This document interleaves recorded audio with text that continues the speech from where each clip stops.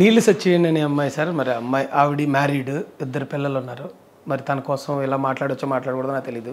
నేను దాదాపు 14 నెలలు నా కంపెనీ రన్ చేశాను.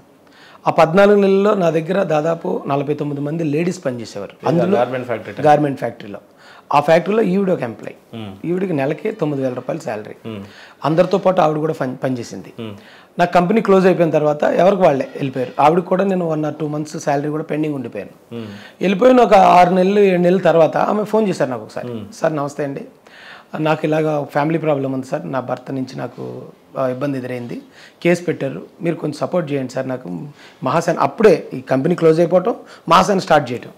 అంటే నేను అన్నానమ్మా, ఇది ఫ్యామిలీ మ్యాటర్స్లోకి వచ్చేది కాదు, ఈ క్రిస్టియన్ సమస్యలు, ఈ ధర్నాలు రాస్తారోకలు ఉంటాయి, ఫ్యామిలీ సమస్యలకు మేము రాలేమని చెప్పు.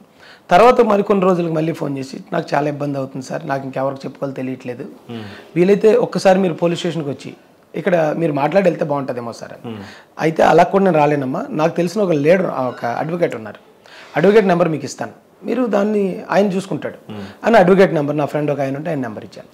ఆయన నెంబర్ ఇచ్చిన 1 month తర్వాత మళ్ళీ ఆమె ఫోన్ చేసి, సార్ మీ అడ్వకేట్ గారు నన్ను మోసం చేశారు సార్. ఏం చేశారమ్మా అన్నాను.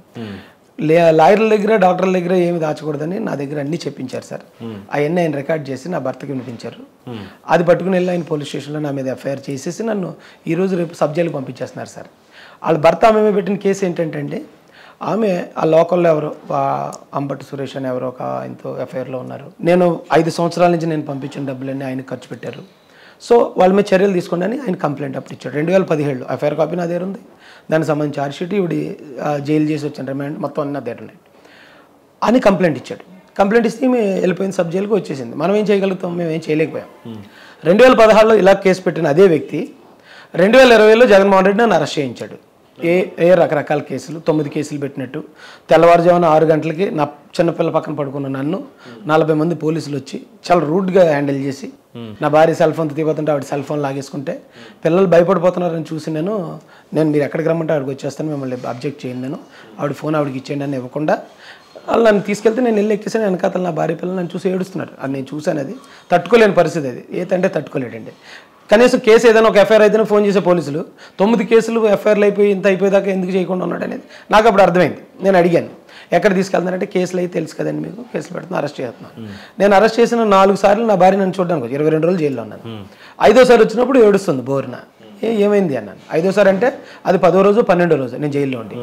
ఎందుకు ఏడుస్తున్నా అంటే, మీ మీద ఎవరో ఒక ఆయన ఒక వీడియో పెట్టాడు, వాళ్ళ భార్యని మీరు మోసం చేశారని, 30-40 లక్షలు మీరు ఇచ్చేసారని చెప్పి వీడియో పెట్టారు.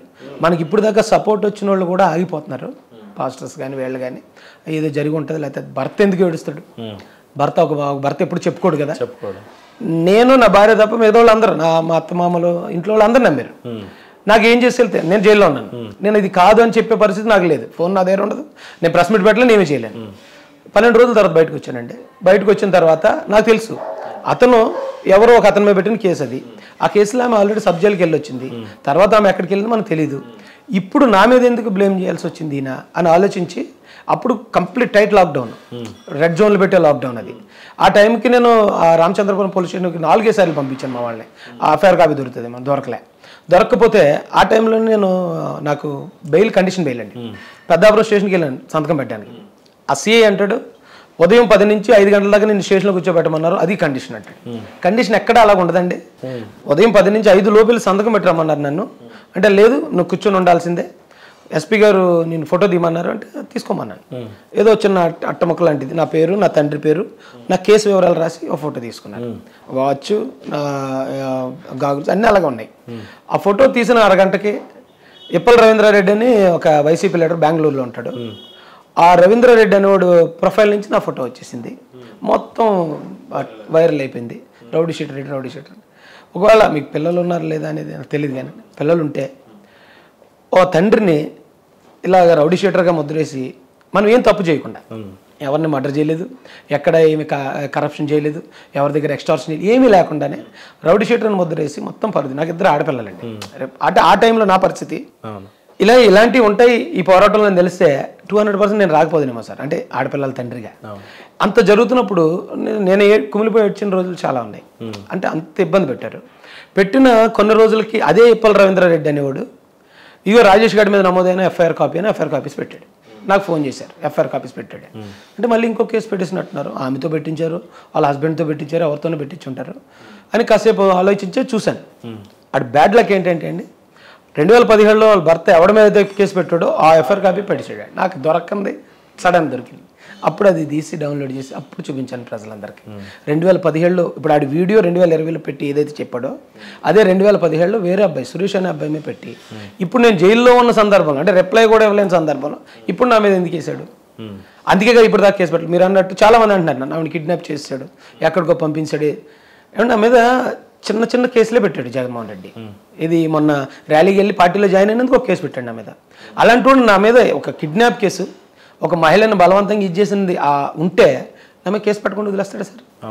అంటే నా మీద అప్పుడు వస్తున్న సింపతి, నా వర్గాల్లో నా మీద పెరుగుతున్న నమ్మకాన్ని చంపడానికి ఒక భర్తను కూడా పావుగా వాడుకున్నాడు. సినిమాలో చూసాం సార్ మేము, రేస్ గురం అనే సినిమాలో ఒక మహిళ వచ్చి సడన్గా పోలీస్ ఆఫీసర్ మీద చెప్తుంది ఆయన చేసాడు మోసం అని. సినిమా అనుకున్నాను, అది జగన్మోహన్ రెడ్డి వచ్చాక సినిమా నడుస్తుంది ఆంధ్రప్రదేశ్లో. సో నెల్లి కృష్ణవేణికి సంబంధించిన అమ్మాయి పరిస్థితి ఇప్పుడు మీకేమైనా కాంటాక్ట్స్ ఉన్నాయి? అసలు ఎప్పుడూ కాంటాక్ట్, నా దగ్గర పనిచేసిన 49 మందిలో ఆవిడకి ఉన్న 49 మందితో నా కాంటాక్ట్స్ అంటే అప్పుడు నేను లాస్ అయ్యాను కాబట్టి చిన్న చితక శాలరీ స్పెండింగ్ ఉన్నాయి కానండి, అంతకుమించి వాడితో మాకు ఏం కాంటాక్ట్స్ ఏం లేవు సార్.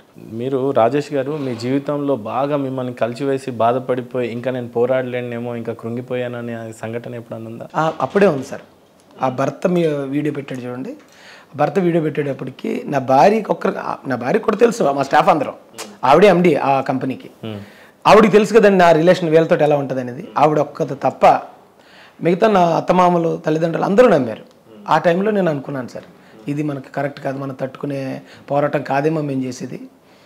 అప్పటికే అరెస్ట్ అయ్యి ఉన్నాను, అప్పటికే రౌడీ షీట్ ఓపెన్ చేసి ఉంది, మళ్ళీ అప్పటికే నా క్యారెక్టర్ని ఇంత డిఫేమ్ చేస్తూ